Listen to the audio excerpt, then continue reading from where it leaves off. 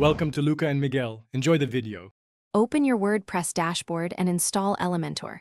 Go to Plugins, click Add New, search for Elementor, click Install Now, and activate.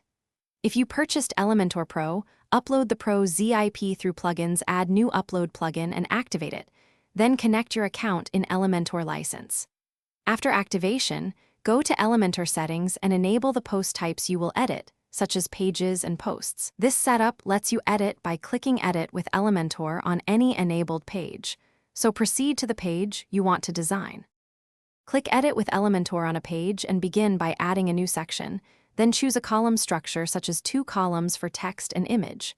Drag widgets from the left panel, add a heading, text editor, image, button, and spacer into the columns. Use 3 widgets per column if needed.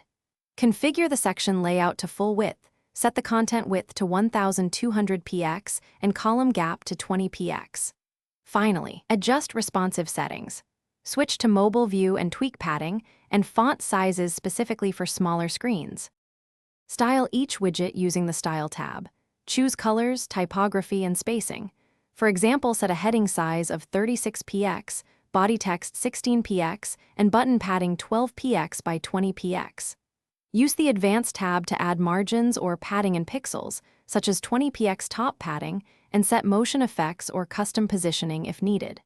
Switch between desktop, tablet, and mobile responsive previews to adjust sizes and hide or show elements per device. When finished, click Save or Publish.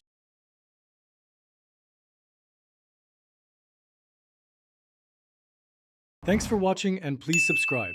It's the best investment you'll ever make.